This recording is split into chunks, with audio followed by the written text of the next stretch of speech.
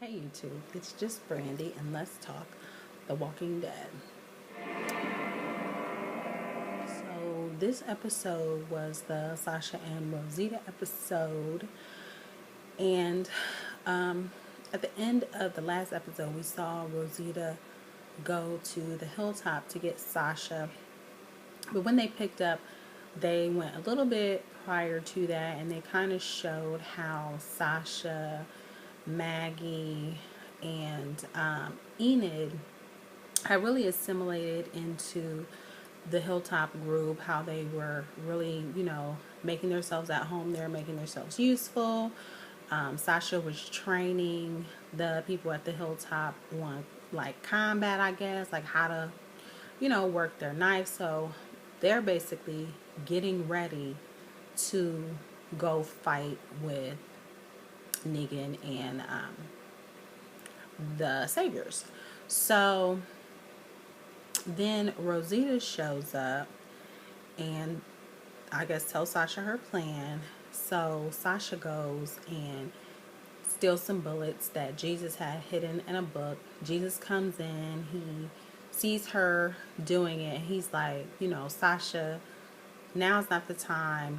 We need to strike together. You don't do this. And she's like, basically Rosita is going to go do this whether I go with her or not, and I need to go because somebody needs to have her back. So at the time that they are going to leave, the Saviors pop up, and they still don't know that Maggie, Sasha, and now Daryl is there because he left from the kingdom and went to the hilltop. So they're all there, and so they're trying to hurry up and run so they can hide from the Saviors. Well, Sasha built a tunnel so they could have a quick escape. So her and Rosita go out the tunnel to get out of the property. But Daryl and Maggie don't have time to run and hide in their home or wherever they normally hide. I don't know. But they go into like the cellar of the main building and hide behind a shelf. And Enid says, I'm going to keep them from coming over here, don't worry. So meanwhile, Sasha and Rosita set off on foot to make their way to the Saviors. Now Jesus had given Sasha a map from when he was in the box truck with Carl, when Carl went to where the Saviors were. And so he had drawn her a map basically of the layout of what it was. So she told Rosita, like, there's some higher buildings that are around where the Saviors are.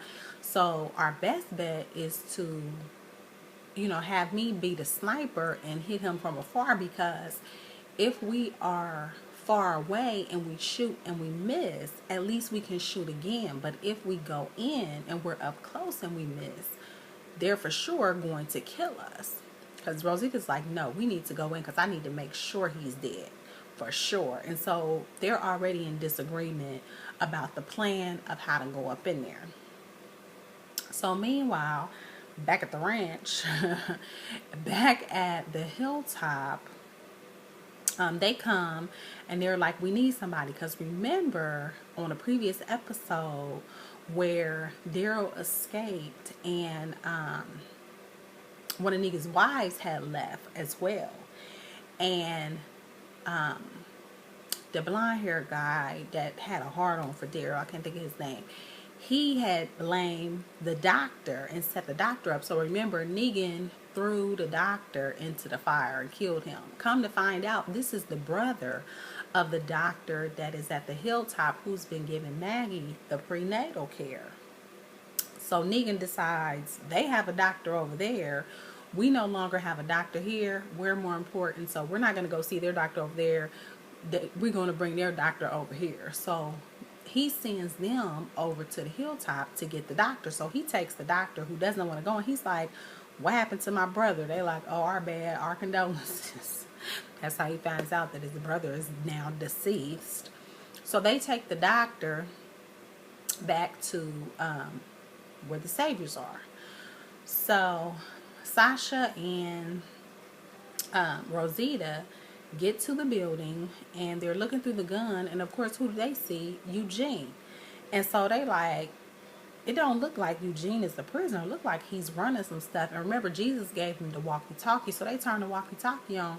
He like, this is the engineer of something, Eugene. Like, he got a title and everything. He like, do this and that, and if you have any problems, you can come see me. So when the crew arrives to bring the doctor back, Neegan comes out, and they like, okay, here goes Neegan. So they looking through the sniper rifle through the scope, and there's no clear shot. Like, basically, really, it was like Eugene was in the way, so there was no clear shot. So that's when they came to the conclusion, like, we just going to have to go in because there's no, there's no clear shot. So they had been sitting, and they was talking, and Rosita was talking about how through all these different guys, that's how she learned how to become the person that she was. That originally, I guess when the world, kind of went to crap, that she was unable to protect herself, and she had to depend on all these guys to protect her. So she was with this guy, Johnny, and Chaser, and all these different people, and she learned how to tie knots from this one, and she learned this and that one, and she was saying, basically, I would use them, learn their skill, then drop them once I got better at what they did than they did, to go on to the next one. So then, of course, Sasha and her set, she always crying. Does anybody else notice that she always crying? She is always crying. Oh my gosh. I think she gonna die, and I'm almost ready for her to die, because she just always crying about something. So she's like, is that how it was with him? Talking about Abraham. So she's like, no, Abraham actually knew that I could take care of myself, and, thought I was an asset. And so, I just got with him and just kept it going. So they had their little moment about that. So when they go down to finally, like, nighttime comes, so that's when they decide to go into the Savior's camp, and they were cutting the fence, and they see Eugene, so they shoot the guy that was with Eugene, so they shoot him and kill him. And so then they're cutting the fence, and they're like, Eugene, we came to get you. Eugene, we came to get you. Didn't Eugene say, I didn't ask y'all to come get me? He said, no, I'm not going with y'all.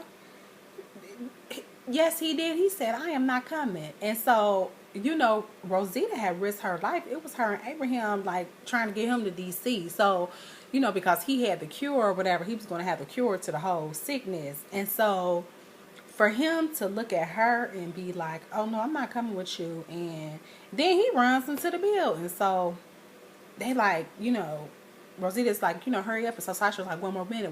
And what Sasha does, she clips the fence, and she goes in, but then she locks herself in so Rosita can't get in. She tells her, like, it's not your time. So basically, she was like, you need to live. You have too many skills. And I think Sasha is ready to die, because just think of all the people she lost. She lost her brother. Then she was with, wasn't his name Bob, the one where they was eating his leg. The people from Terminus had cut off his leg, and they was like talking to him while they was roasting his leg and eating it, and he was laughing because he had got bit and nobody knew. Like, she was with him for a hot second, and then she lost Abraham, which I just thought Abraham was saying he liked her in the car and that he wanted to have a baby with her, but I didn't think that they really had nothing going on, that she should have been like so hurt. And he was so weird anyway, but I don't know, this is a new world, so maybe there's new relationship rules that I don't understand. So that was how it ended. But there was also a little moment back at the hilltop where Maggie and Daryl was hiding behind behind the shelf, and one of the guys from the Saviors came in, and Daryl was going to kill him, and Maggie was like, just chill, like, just stay hidden, like, we good. So the guy took some potatoes and onions and whatnot, and so he left. And so Maggie was like, Daryl, why aren't you looking at me? Like, ever since you've been here, you have not looked at me. And she was like, look at me. And so he's still feeling guilty, because he feels guilty that Glenn is dead. He still feel like it's his fault, because remember, when they were all lined up, it was Daryl who popped off that was the reason that he was like, oh, okay, now y'all gonna have to pay for that. So he is the reason that, Neegan started doing the eeny, meeny, miny, mo. So, I mean, it was his fault, but it wasn't his fault, because Neegan was just an ass anyway. So, You know, him and Maggie had a little moment where, you know, she was like, you know, it's not your fault. Like, you know, they all feel like they family. Like, they really can't do no wrong to each other. So that was that episode. And when it ended, Sasha was running into the building that the Saviors were in. So it's like, is she going to go in there and do some damage? Is she going to be able to get to Neegan? Are they going to capture her? Because scenes from the next episode, you know, everybody was like, like they're on their way to fight. Like they're marching, like the Revolutionary War. They ain't got no tanks. They ain't coming in vehicles. Like they on foot marching to freedom. So I'm hoping it's only 2 episodes left. I'm hoping that before the end of the season that we are actually going to see this fight through. But you know it's not going to be that. You know they're going to leave us hanging, and we are not going to find out. But I don't read the comic books, but I think I heard like on a spoiler something about like they're gonna beat the Sabers, but they're gonna let Negan live and come like join them or something. I'm not for sure. I don't know, but I'm sure it's gonna be epic. The fight against the governor was epic. The fight against anybody is always epic. So I can't wait. I'm geared up. I'm ready. I'm sure next week we're gonna see what's going on with Rick and his group before we do the final say, and then everybody's gonna have to like meet up. So I don't know, but I'm looking forward to it. That's my take and my recap on this episode of The Walking Dead. Leave yours in the comments section. Don't forget to like and subscribe, and I'll talk to you next week.